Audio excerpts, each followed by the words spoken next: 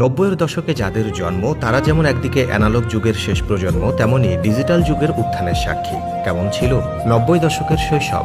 1 টাকাকে 4 ভাগের 1 ভাগ করলে হতো 25 পয়সা, যাকে আমরা বলতাম 4 আনা। এই 4 আনাতে পাওয়া যেত নাবিস্কো লজেন্স। রং বেরঙের কাগজে মোড়ানো এই লজেন্সই যেন ছিল সে যুগের শিশুদের আনন্দের উৎস। শুধু লজেন্স নয়, পাওয়া যেত কালার গাম নামের লম্বা এক ধরনের চুইংগাম। বেশ কিছুক্ষণ চাবালেই ম্যাজিকের মতো সাদা চুইংগাম হয়ে যেত গোলাপি।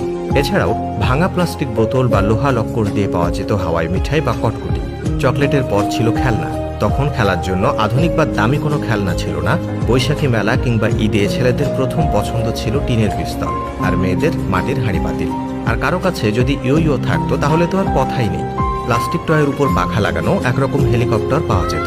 হাতে ঘষা দিলেই উঠত সেই হেলিকপ্টার। পাবজি, ফ্রুট নিনজা সে সময় আমাদের কাছে মানে ছিল ভিডিও গেম। বিভিন্ন আকার আর রঙের হতো এসব গেম। তবে পকেটে কিছু টাকা থাকলে তারা বাবা মাকে ফাঁকি দিতে পারলেই চলে যেত ভিডিও গেমের দোকানে। মোস্তফা বা মারিও 1 টাকার কয়েনেই বাজিবাদ। তখন ছিল না অনলাইন রাইডিং। 1 কয়েনেই মোস্তফার ডাবল ড্রাগন বস মারতে পারলেই এলাকায় হইচই শুরু হয়ে যেত। তখন বাড়ির পাশে ছিল না খেলার জায়গার অভাব, আর বিকেল হলে শুরু হতো হই হুল্লোড় আর খেলাধুলা। কানামাছি, লুকোচুরি, ছোঁয়াছুঁয়ে কিংবা ফুলটোকা।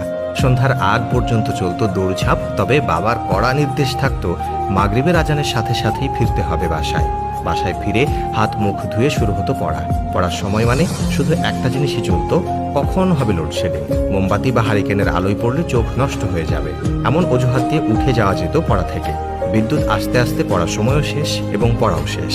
90-এর দশকে টিভিতে দেখা যেত মাত্র একটি চ্যানেল, বিটিভি, আর তাতেই যেন ছিল রাজ্যের বিনোদন।